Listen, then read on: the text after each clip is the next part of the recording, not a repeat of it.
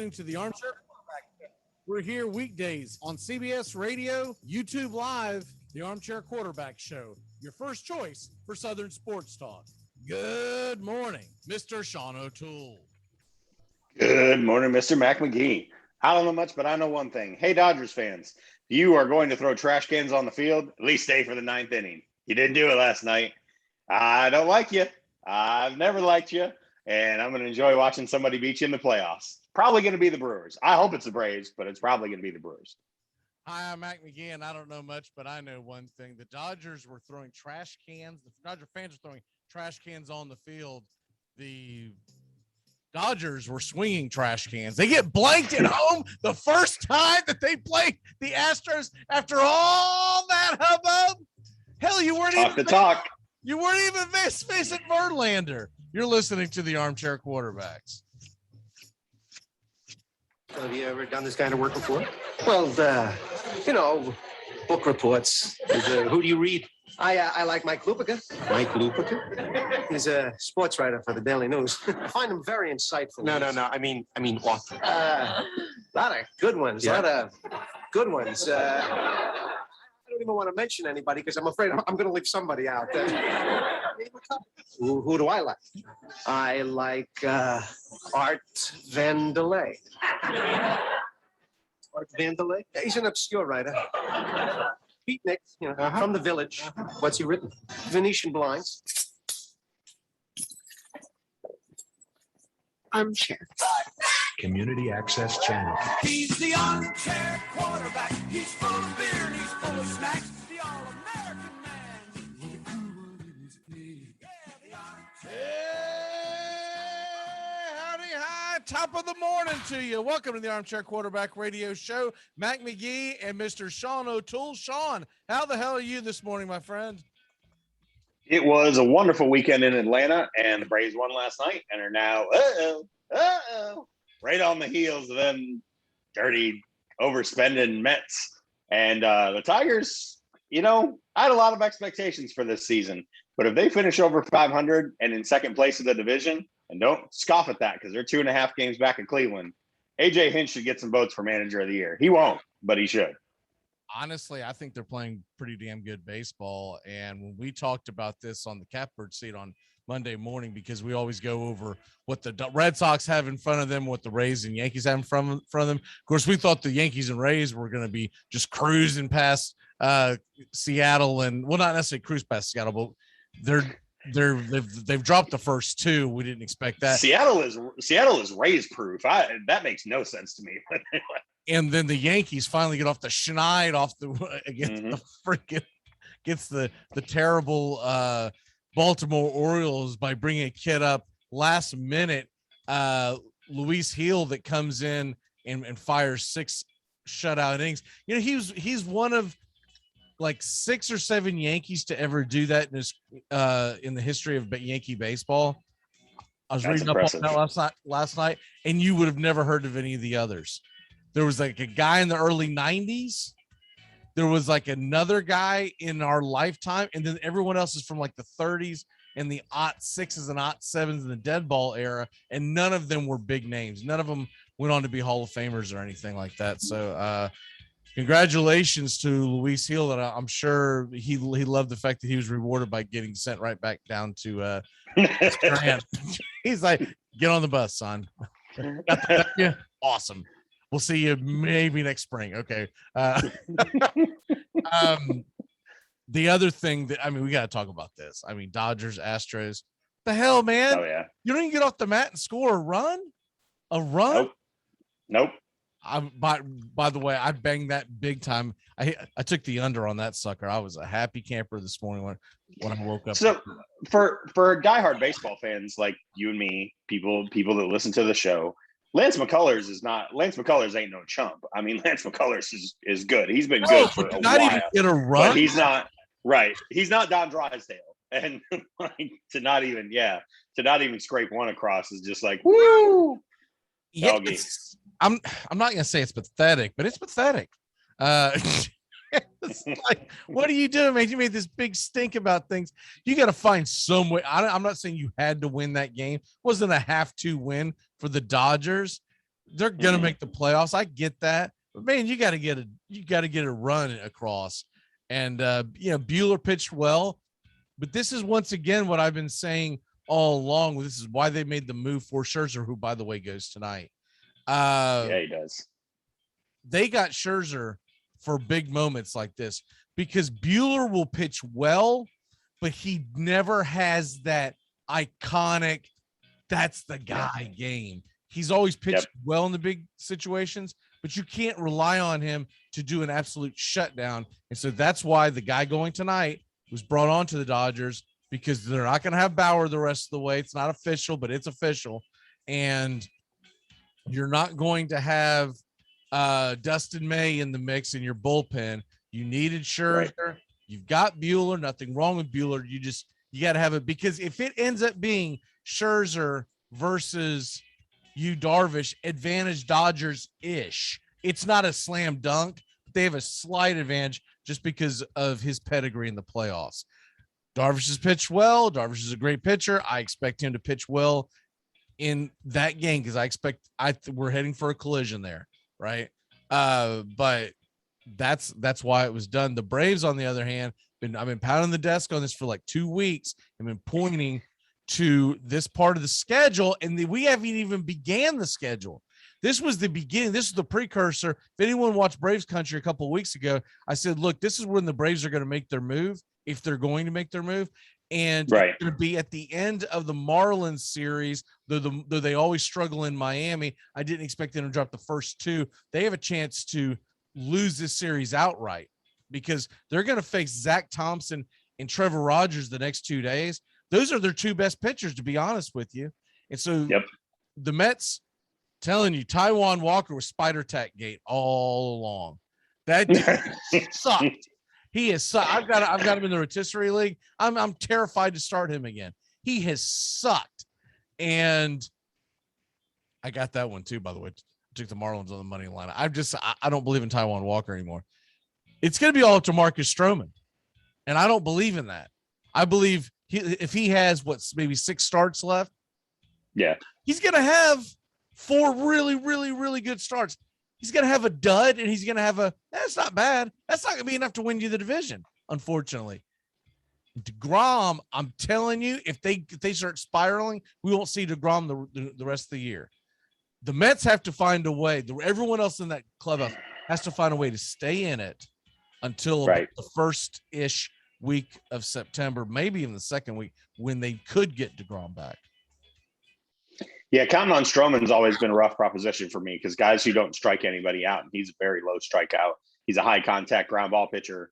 A couple of those. Now, again, you fortified the middle of the defense by bringing in Baez. That middle of the defense will be solid. Probably the best middle of the defense in all of baseball once Lindor comes back. But a couple of C&I singles, couple of bleeders, a bloop, and you're down 3-0. And that's the problem with a guy like that. The Tigers called up Matt Manning, and he wasn't striking anybody out in AAA. And that was my concern about them calling him up was this guy's not a high strikeout guy. He needs to learn how to paint the corners and pitch, because if he's just going to throw 95 in the zone and his curveball, it's going to be a long day. And that's kind of what's happened. Stroman, same thing. Is not a guy who's ever struck anyone out. So, the Mets are – and we haven't even talked about Philly. I mean, they got no bullpen, none, 0, because Dombrowski's incapable of building one. But they did add Ed Kennedy. They did add Kennedy. And realize something. They're on a collision course Friday night, Mets-Phillies. So big series. The Braves have an absolute golden opportunity. If they can win the series against St. Louis, I'm not expecting a sweep. That's a little asinine to go, I'm going to St. Louis and sweep. They know you want it, but I laid this out on Braves Country yesterday. For people who are Braves fan and want to watch that, I've gone down to just 2 shows a week. It's the beginning of each series. Okay. Now, when we hit the playoffs, we'll be doing it every day. But I've got so much football content that I'm doing right now. It's just I'm just like between that and working 50 hours a week at a quote unquote a real job. So I laid this out, the fact that the Cardinals have 4 lefties in their rotation for the first time in over 60 years. Okay. The Braves are going to face 3 lefties. And I hit the nail on the head. I'm pretty proud of it. Jorge Soler, slam bam. I thought Jorge Soler would have a series. I believe Adam Duvall is going to have a series. You're going to get 2 more lefties the next 2 nights. And these guys came in at the perfect time, and this is why they need to be in the lineup. They need to be. I loved putting Jorge Soler in the number 2 slot last night. Ozzy still is a little strange as a leadoff hitter because he's not a leadoff hitter. He's got leadoff. He's really not. He's got skills. He just won't use them. When this guy first came up, he used to drop drag bunts. He doesn't use them, but it is what it is. You're not going to convince Snicker how to play actual baseball. So snitty ball it is, and we've got to overcome that.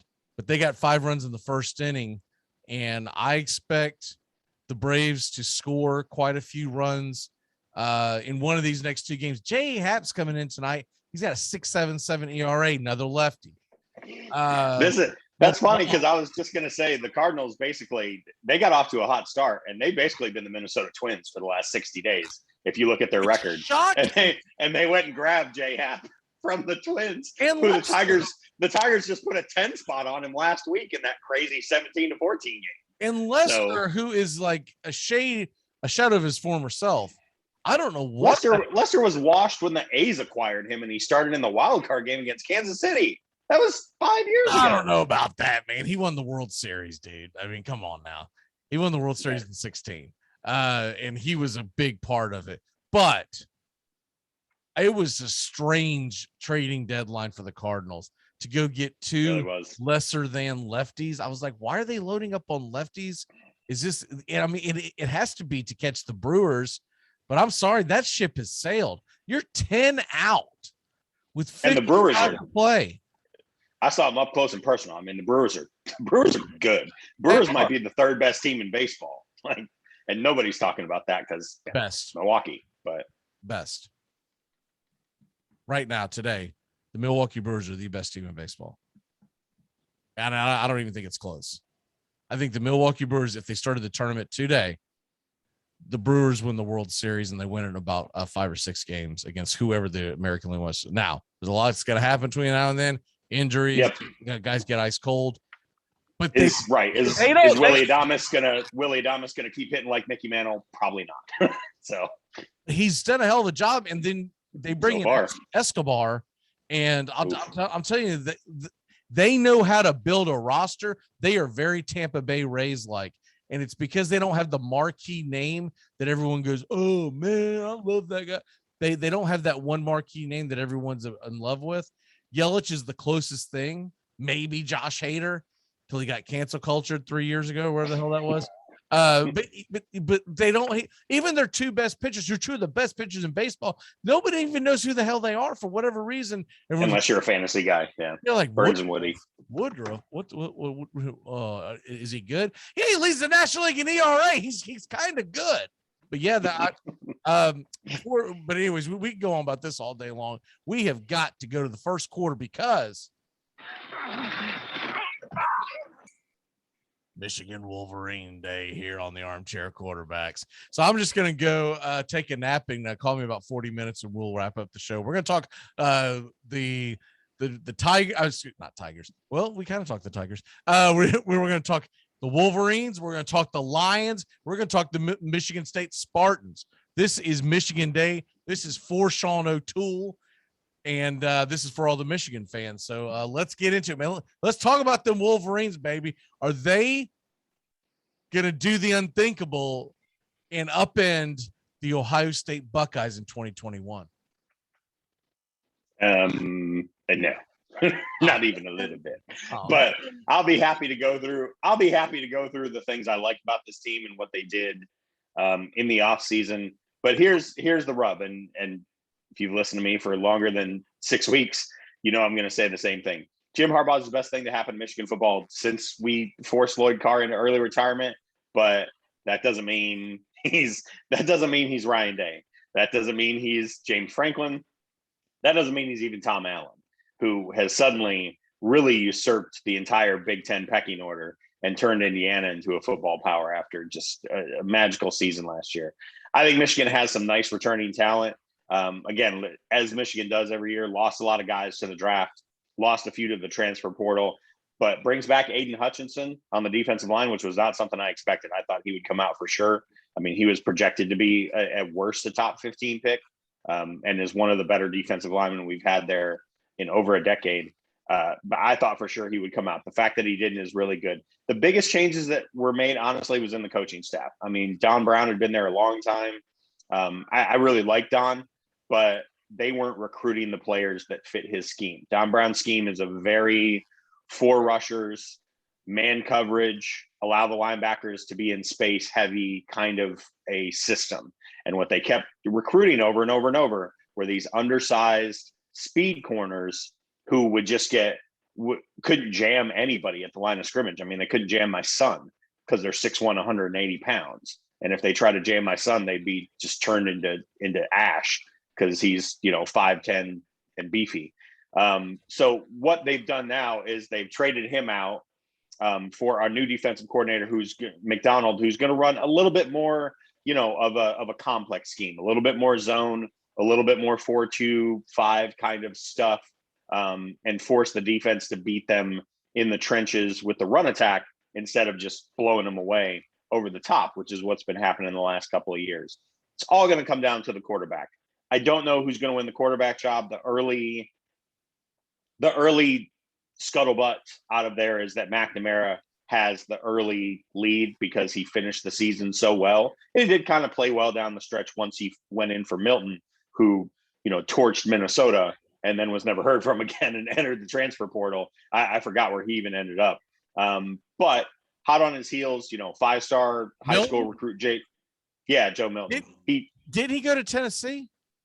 It might be that. Yeah. Yeah, it is. Positive. It is because it popped up. Yeah, it popped up on the radar here. And I was like, so JJ McCarthy, again, new quarterback coach, Matt Weiss. Josh Gaddis has been the offensive coordinator for a couple of years, but it's basically Harbaugh's offense. And Gaddis just kind of calls the formations. We'll see. But early returns are that it's going to be McNamara and McCarthy's going to redshirt. Because everybody that's seen JJ McCarthy really, really likes it, thinks this is a Michigan kind of quarterback, tall, strong, can run well.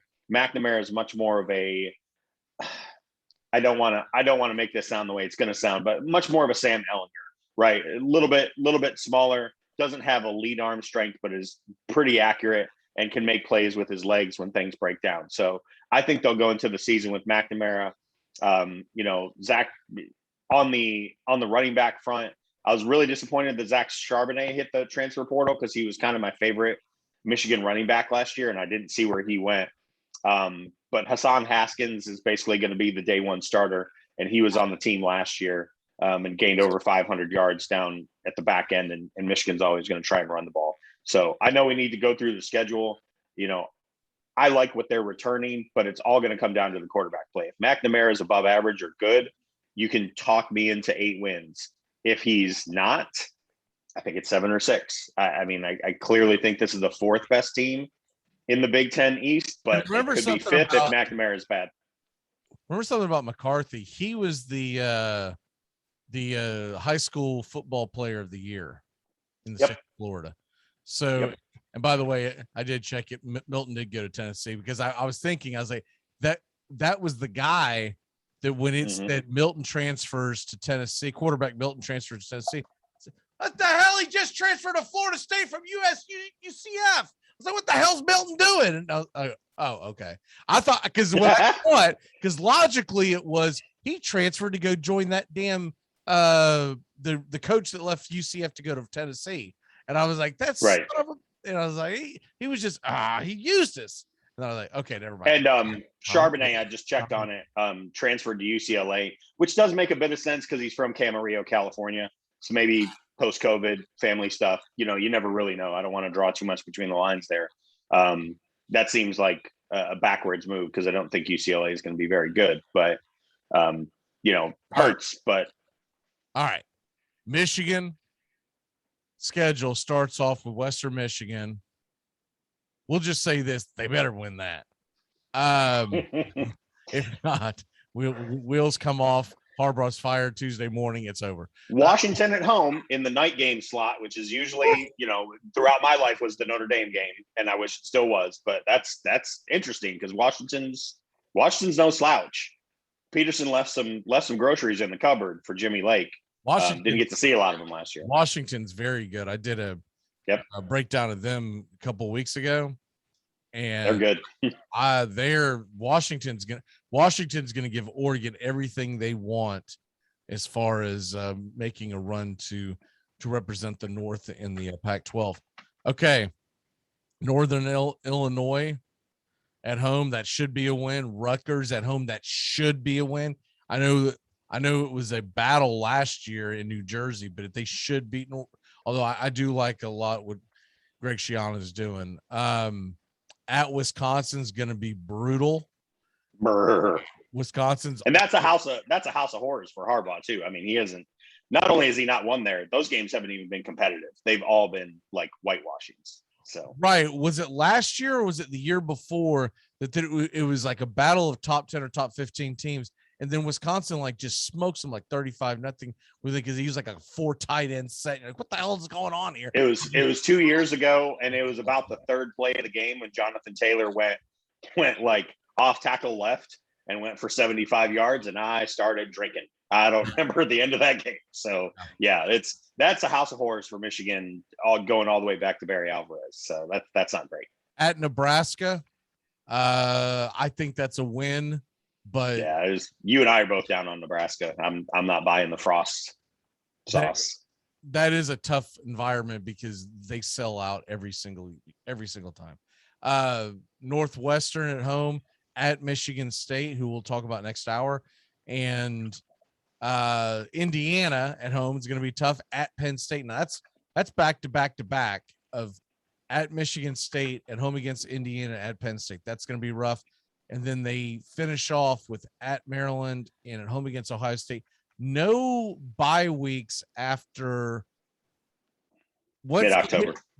Once they hit the Northwestern game on the 23rd of October, there's no bye weeks, which is a little different, right? So what say you? I'm going to put their over under on the regular season. I'm going to put their over under. So we got 12 games. I'll put their over under at 8.5. What say you? Under. Really? I would put $1,000 on the under. That last fired. That last 5 games, no, I don't think he gets fired. Really? I don't think there's any way that they fire him. How's it going to get him fired? He might resign. He might resign, especially if you look at those last 5 games at Michigan State, who Mel Tucker's a good recruiter. We'll see what he does. We'll talk about them next hour. Home for Indiana, that's a loss. At Penn State, that's a loss. Home for Ohio State, the last game of the season, that's a loss. And at Maryland, I'm not crazy about Maryland, but that's a tough place to play. And you've got a Tagovailoa playing quarterback there. That's not the easiest environment to go into. Listen, if he finishes those last 5 games 1-4, and the only win is at Maryland, and then gets boat raced or plays in the Music City Bowl, I mean, they're not going to fire him, but he's probably going to resign. I don't think they'll fire him though, because they did. Again, I've stated before. Who are you going to get? Up, right? Yep, they did. Did they give an extension, or was it 4-year extension? They did an extension. It was a 4-year extension. Yep. So they're screwed. No I just don't think they're getting rid of him. I mean, you're the 4th best team in the Big Ten right now, and no, he's not going to resign because he has nowhere to go. But you're the 4th best team in the Big Ten East right now, and are you going to give him time to try and raise the program up a level? Or Sean, the best way to fix that, being the 4th best team in the Big Ten East, is to bring in a couple teams like Iowa State and whatnot and then reconstruct the divisions. Yeah, which they're working on right now. Can we go to the West? Right. Can we go over there and play Wisconsin and Minnesota? And at least we can probably be the 2nd best team. All right. Well, I think they're probably under 8.5. I think that's going to be very disappointing to Michigan fans. I think they're going to they're eventually going to. But if they lose, let's say they win 7 games, but they beat Ohio State, all's forgiven.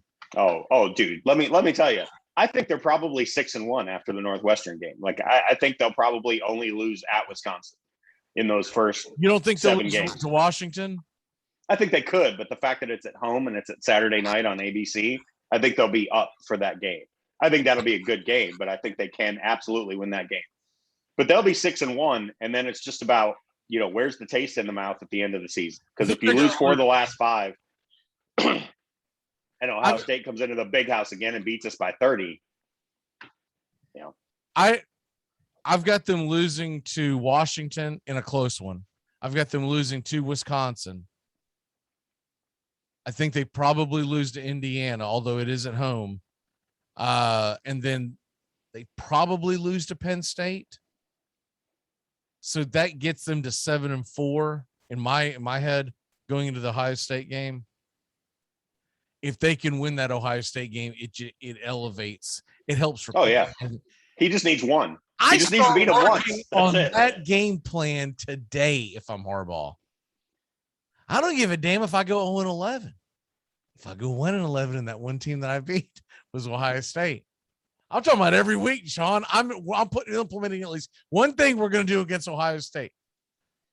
Wait a minute. Ohio State. Wait a minute. What Western Michigan runs the wishbone? Why are we? Because Ohio State doesn't run the wishbone. Let's go.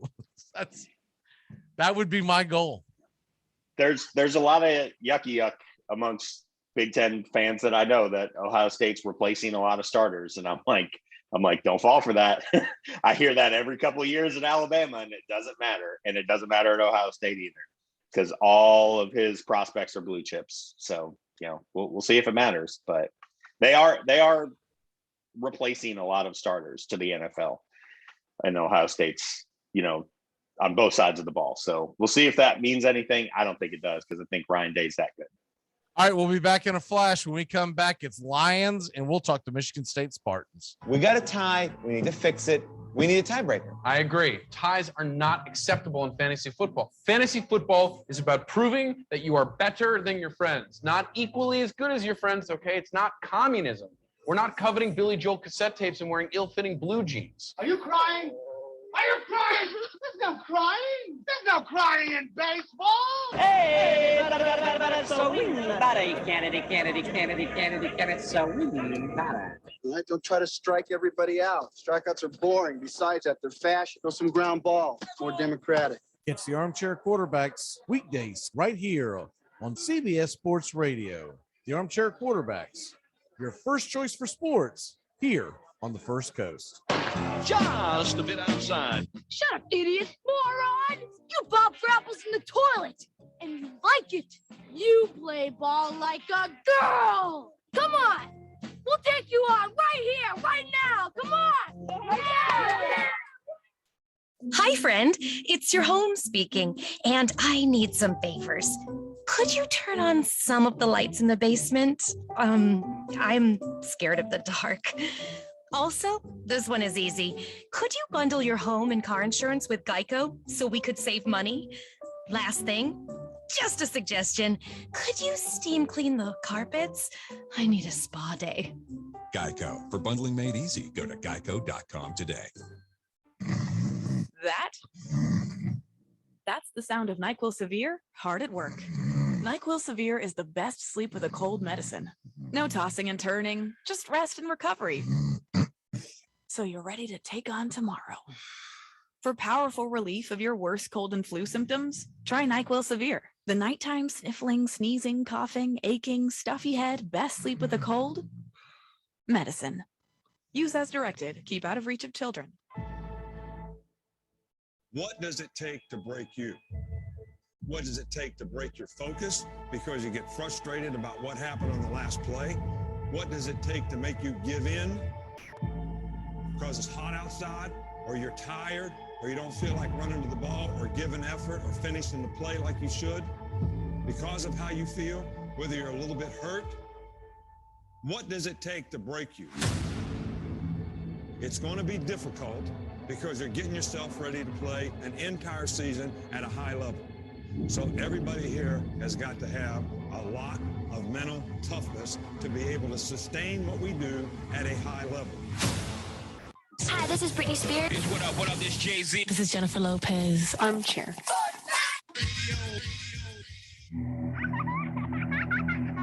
this I found under your bed.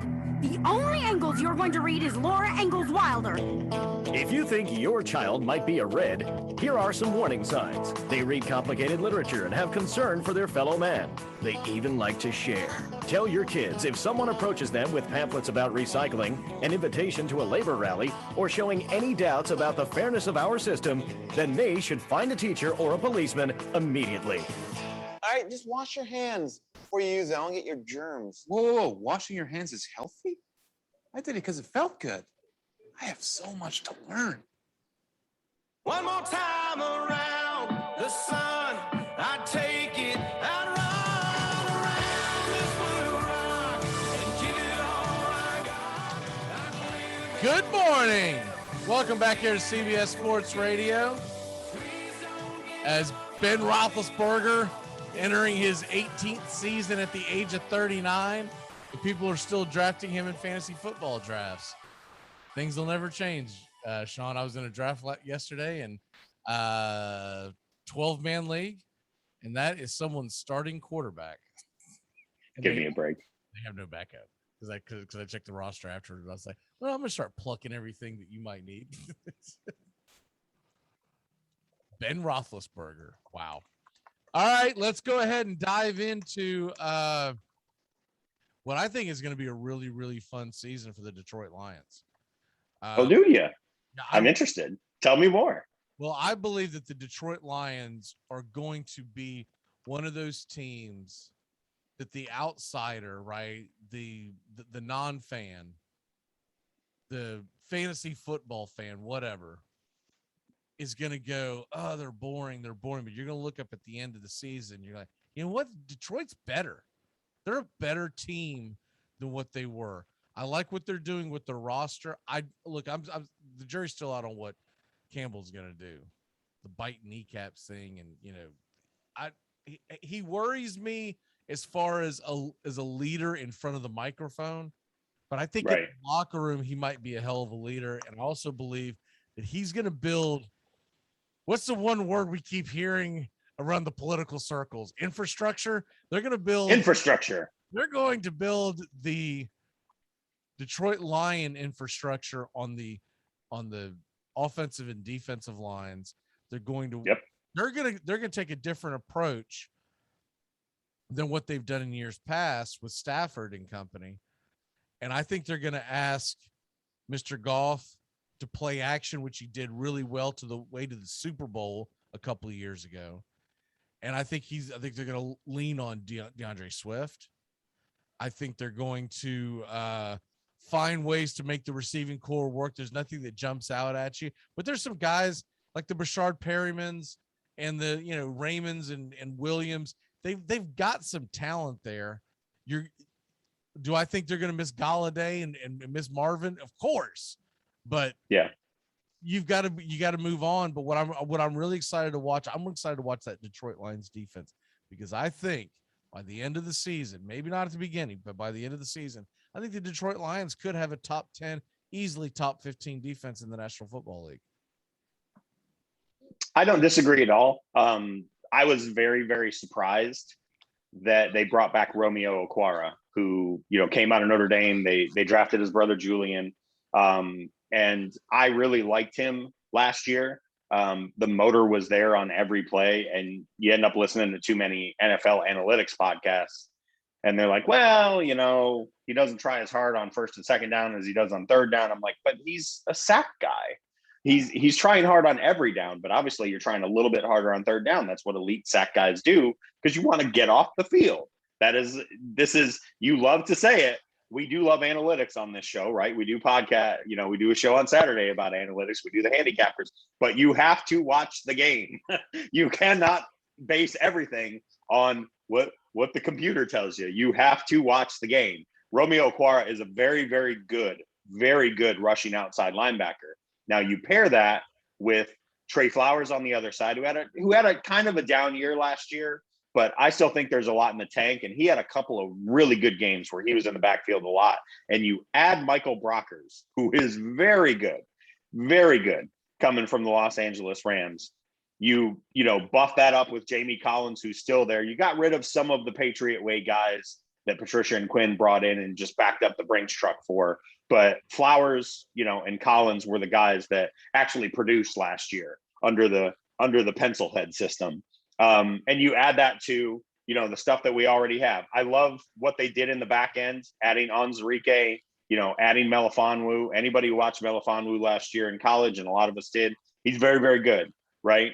You hope Okuda is better in this system than he was last year, because let's face it, he couldn't be any worse than he was last year. I mean, he was getting roasted like hot and spicy peanuts last year in that man-heavy system, because that's not who Okuda is.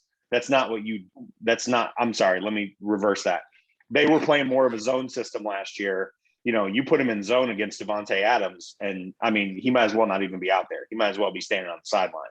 He is much more of a press man corner, can use his speed and strength. I don't think zone coverage works in the National Football League anymore. No, absolutely not. There's too much players, not just coaches, but players have too much information at their fingertips when they're chilling on the couch at night, and they can pull up any kind of video that their coach sends to them. They can read it. They can read a zone pretty damn quickly. Not just the receiver, but the quarterback. And so it's just, you run a zone nowadays.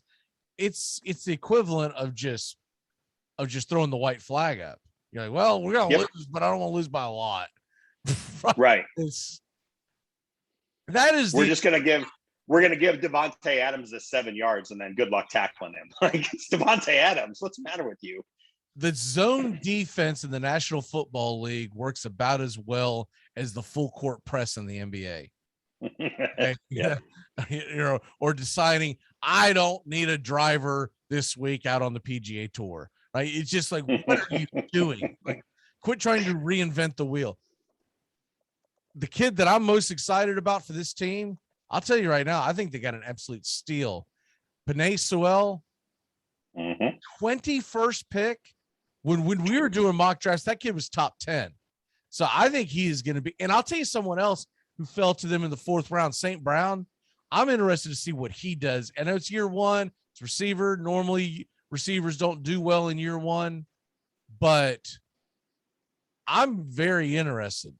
By the way, that's kind of been blown up the last couple of years. I mean, he's not Justin Jefferson, but like, he's going to be on the field in their 4 wide receiver sets. So he's going to get a chance to play straight off the bat. Quick update real quick. Russia and Brazil are going toe to toe in the world of women's volleyball. So just keep an eye on that. Anyways, back to right now, Russia has a 1-game-0 lead. Anyone but Russia, right? Come on, always anybody but Russia. Come on, Brazil. Although I'll tell you what, man, like you watch all these women Russian teams, it's just like, it's ridiculous. Like, what is in the water over there? There's nothing but supermodels walking around out there. Like, y'all are wasting your time playing sports, man. You make a lot more money on the runway. But yeah, I think the Lions are going to be decent. I'm not going crazy over here and saying, oh man, Lions Super Bowl champions. Playoffs. Hey, playoffs are not out of the realm of possibility, because now you get 7 in each league. Yep. Yeah. I'm not considering them right now. We'll do the playoff prediction obviously here in a couple of weeks, but they're not on my radar right now. But I haven't even begun to formulate my I always do one sleeper. How'd that work out? Kansas City Royals. But it was working out great on like May the 7th. Yeah, exactly. By May 8th, it was like, what the hell? I never go chalk. I always say, this is my sleeper team. So what? But looking at their season, by the way, they start their preseason, y'all, a week from Friday. Yeah, they do. Let's go. That's by the way, for people, Lions fans, they're playing Buffalo Bills Mafia. That game will be live on NFL Network. I love it. Now, the NFL Network reruns almost every game. So if your team isn't live, don't forget to look at, it might be 3 a.m, but just set it to record or whatever, which is that's how I watch most of my preseason action. But That's fun. They're going to be on the NFL Network the first 2 weekends. Buffalo and Pittsburgh are both on the NFL Network, Friday night and Saturday night, respectively. The Colts game is not televised. That revolution will not be televised. You don't want to watch Jacob Eason versus David Blau. That doesn't move the needle for you. I'm going to watch more Indianapolis Colts preseason football than I've ever watched, because I want to know, because I sincerely believe you go 5 to 12 weeks. You give me that. I sincerely think he's closer to 12 weeks than he is 5. Yeah. He's made out of glass too. I think they did that for marketing purposes, right? Yep. Who the hell's ever given a 5 to 12 week span? It's a broken bone in your foot and they have to take it out. Like, you ain't coming back in 5 weeks, bro. Yeah. That's 3 months. I just talked to the doctor. He says I have between 6 months and 38 years to live. What? So let's go ahead and start the gauntlet. September 12th kicks it all off. They're at home against San Francisco. 1 o'clock kickoff, which is to their advantage. There'll be San Francisco at Green Bay, at home against Baltimore, and at Chicago. How do they go in that first 4 stretch? I think they go 2-2. I have them beating. This will be weird. I have them beating on the bookends. I think they'll actually beat the Niners in the opening game. Again, we got a lot west to east noon kickoffs is always a huge red flag. We talk about it all the time on the handicappers. I still don't believe in Garoppolo. I don't know what Kyle Shanahan's doing. Mad scientist out there. He's going to start, seems like he's going to have packages for Trey Lance. But listen, this team's going to come out of the tunnel fired up and ready to eat some kneecaps. Is that like a Cuomo kind of packages, or is it? No, you can't bring up Cuomo. Stop it. I think they won an Emmy, man. It's great. Yeah, it's great. I think they lose at Green Bay, and I don't see them beating Baltimore at home. But I think they can win the Niners game and the at Chicago game in the bookends. I think they start off 2-2. Everybody's pretty happy about where things are going, and then the next 4 games are super interesting because a couple of these teams I'm really low on this year. Yeah, I definitely think they're going to lose the Chicago game because looking at Fields will be in by then. He might be in by week 1. Well, they're going to play Green Bay on a Monday night. They're going to turn around and play Baltimore on short rest, and they always wear people out. I think they're going to just be wore out by the time they go to Chicago. Okay.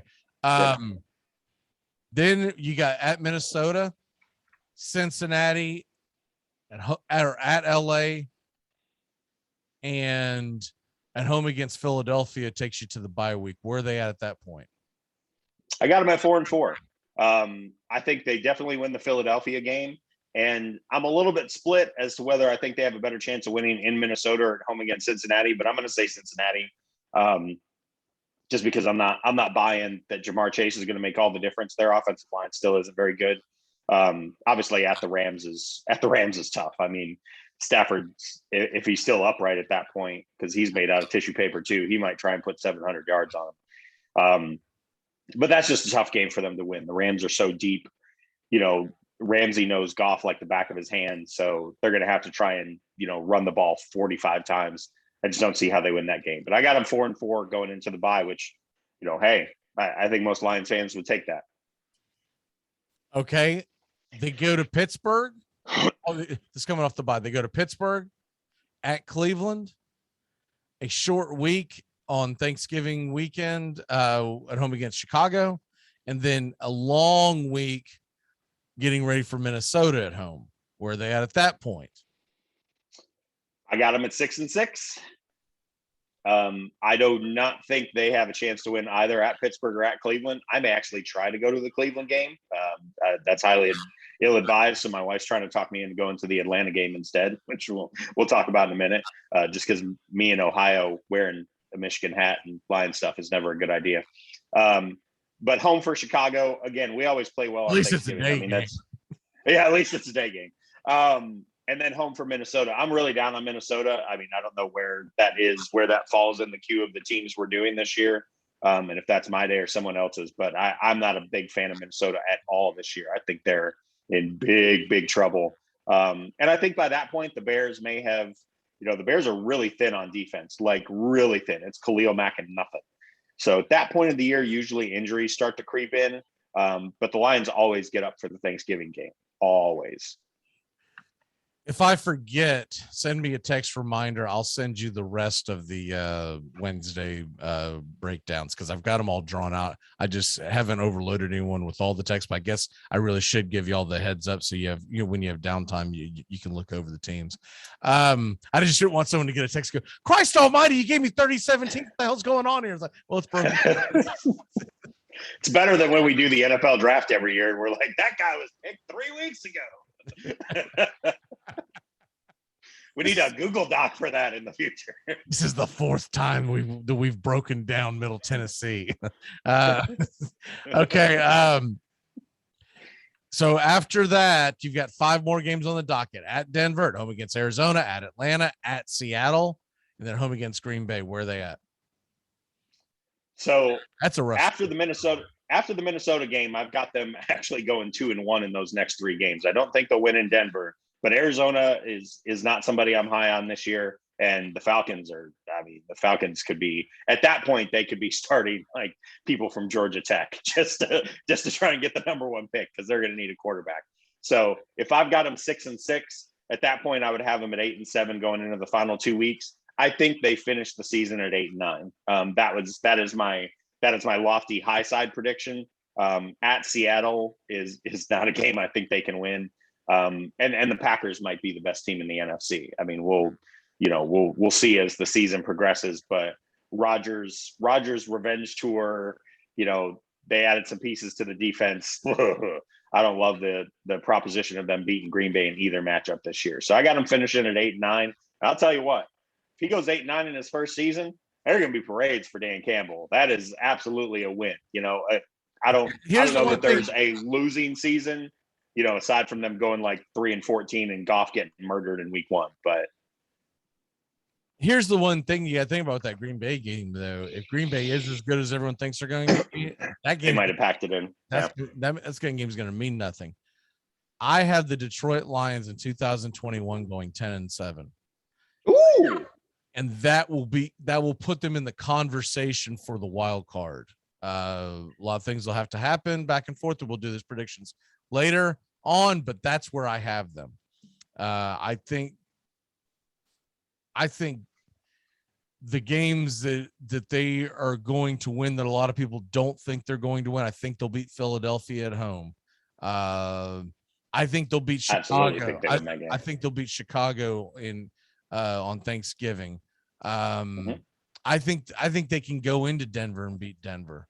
I think that the Green Bay game at home will be a win because of what I just said. So I think they've got a chance, but I 8-9, I could see them going 7-10. I don't think this is going to be one of these perennial 3-14 teams like you were just saying. I think this team's pretty good. I think they're going to have. I have more faith in Goff being a game manager, a winner, not a fantasy football draft. And that defense in the way they'll play is what I have. All right, real quick, we're gonna have to do Michigan State because we're not gonna have because we're running out of time. But essentially, Michigan State, what say you on the Spartans? Yeah, really quick. I mean, D'Antonio put Mel Tucker in a horrible spot by leaving them high and dry, taking the check and then diving out of the plane as it was nosediving with his parachute strapped to his back. I mean, they're somewhere between a 70 and 85 team in Athlon's rankings. I don't have anything that says I can disagree with that. They're counting a lot on the quarterback play of a graduate transfer from Temple. That tells you everything you need to know about how behind the 8 ball Tucker is. But he's a recruiter. He's going to get that program back in good standing. It's just going to take him some time. And their schedule is pretty brutal. I mean, they open at Northwestern, week 3 at Miami in the Gardens, which is not great. Even you're out of conference. I mean, you're bringing in Western Kentucky, who I see a lot, being here in Murfreesboro and seeing MTSU play them. And Western Kentucky's no fluke. They're no slouch. I mean, they're going to run some weird stuff. State has put some hurtings on some people. Exactly. So I've got them as a 4-win team. I don't think they can really get any higher than that. I mean, it's going to be a long road to hoe for Tucker. But he's the guy that's up to it. I mean, I love the work he did in Colorado. You and I did not understand him leaving Colorado for this job, but you know, I would have stayed in Colorado. I think they could possibly pull off one win that they're not expected to, but that's it. So 4 or 5 wins. I mean, I can't argue that. They're Penn State, Ohio State, Miami, at Indiana, Michigan. Tough. They're not winning any of those games. And I don't think they'll win at Rutgers. And I don't think they'll win at Purdue. I think they're going to be a team that's going to get, hopefully, Youngstown State. That's going to be a big W. Be honest with you, the Northwestern game, they need to circle that the first night of the season for them, Friday, September 3rd. They kind of need to get that W because they may not get many more. Western Kentucky, I'm searching for that 4th win, but I figured they'll get one somewhere, and maybe 5, but I don't believe they'll be bowl eligible. All right, let's go ahead and turn back time and do our walk-offs here on another edition. By the way, the turn back time, or this date in history that I did on, is dropping here at 9:30 for the take me out to the ball game. That one's pretty good, but the one yesterday, if you missed that, y'all, that's a really good this date in history. That story is incredible. All right, let's go ahead and oops, wait, I'm on the wrong thing. All right, on this date, this thing will load for me. All right, on this date in 1996, how old were you, young squire? Around 20-ish? 19. Yeah, I was born in 77. So Jim Bunning, Earl Weaver, Bill Foster, and Ned Hanlon were all inducted into the Hall of Fame. Earl Weaver is one of my favorite coaches of all time of any sport. I grew up on him, watching him get ejected. I just thought he was funny as hell. Also on this date in 2012, Serena Williams smokes Maria Sharapova in the women's singles for the U.S. gold. In turn, Sharapova smokes everybody when she's just walking around. I miss Sharapova, man. I don't care if she wasn't any good. She was, as I think it's Timus that always says, she was fun to look at. All right, I'm sorry, birthdays. It's your birthday today. Wow. All right, dead guy. We'll do the dead guy first. How about Maurice Rocket Ricard? You say that, and you know damn good and well that's got to be a hockey player. Canadian NHL All-Star. He played for the Canadiens. Was the MVP of the league in 47. Passed away in 2000. So if he were alive today, he never would have made it. 100 years. 100-year birthday. One more guy, because this is one of my favorite managers as well. Dallas Green was born on this date in 1934. All right, guys, we're alive, and this links into what I talk about on the this date in history on Take Me Out to the Ball Game. Roger Clemens is, wow, man. Say it ain't so, Joe. Roger Clemens is 59 years old today. Of all the people that have been shamed by the steroids era, he's the one that hacks me off the most, because there's just a lot of circumstantial evidence, but he never failed the drug test, anything, and they're just going to keep him out of the Hall of Fame. He's the greatest pitcher of all time, in my lifetime anyways. Yeah, but yet at the same token, you know damn good and well that he did steroids, because only someone with roid rage would throw a bat at Piazza. Also, happy, wow, he was 57th, God, no way, 57th birthday to one of the most overrated players in the history of fantasy baseball. I know this because I was playing back in the 80s. BJ Surhoff. Born in the Bronx. Brewers great, BJ Surhoff. Lost all reason to draft him when they took him at a catcher and put him in the outfield. Yep. What is your walk-off for the day? My walk-off for today is about my trip to Atlanta this weekend. It was a great time. Anybody who hasn't been to the National College Football Hall of Fame, you should really go. I mean, I stood in front of this Woody Hayes mural for 5 minutes because I had completely forgotten about this quote, although I'm sure I've heard it 100 times in my life, when he beat Michigan 50-14 in 1968. And he went for 2 at the end of the game. And they said, why'd you go for 2? And he said, because I couldn't go for 3. It still, to this day, cracks me up and explains the 10-year war probably better than anything else. There was a lot of good stuff there. It's a little hokey and it's a little over, it's a little overpriced. But I got a lot of great pictures, a lot of great stuff. There's some great Florida State stuff in there I need to send to you. Just a good time. So if you're in, my favorite Southern city, which Atlanta is, check out the Chick-fil-A National College Football Hall of Fame. It's right there by, Olympic Park. You can't miss it. It's just a good time.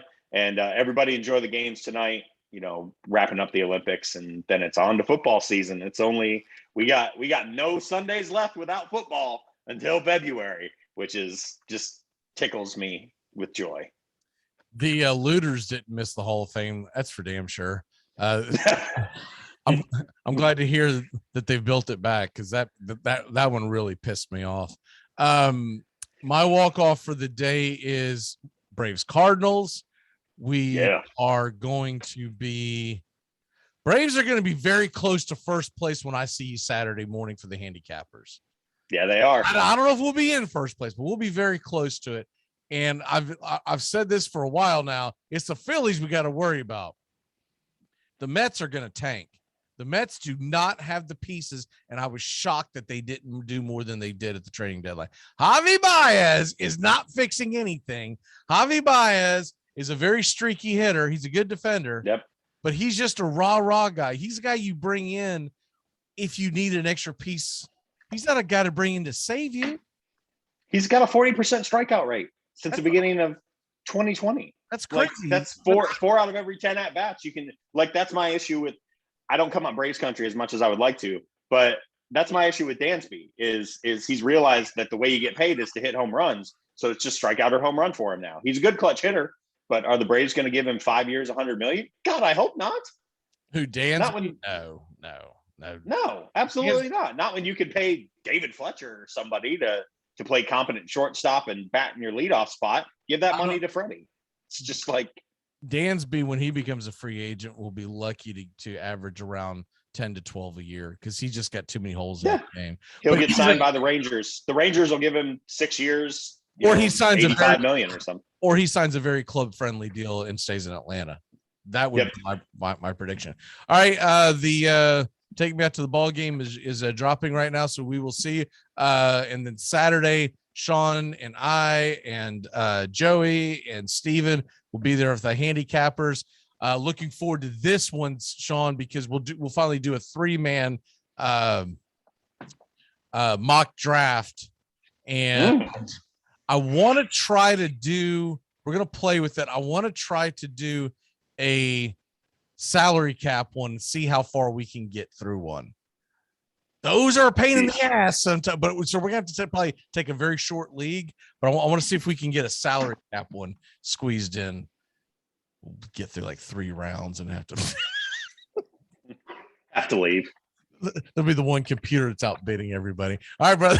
We'll see you on see you on Saturday.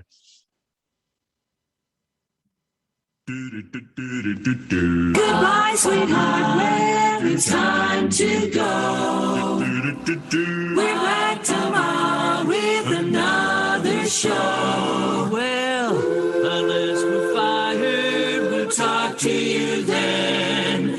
Goodbye, sweetheart, goodbye. Goodbye. Guys and gals, it's time to go. We'll see you on the next show. Same bat time, same bat channel. Thanks for listening to the Armchair Quarterbacks on these CBS Sports affiliates and catching the show on YouTube Live. We're here weekdays. Find Armchair Quarterbacks on YouTube Live today. Please subscribe and share and take us everywhere you go. The Armchair Quarterbacks, your first choice for Southern sports talk, live from the First Coast. Gonna get another cigarette and please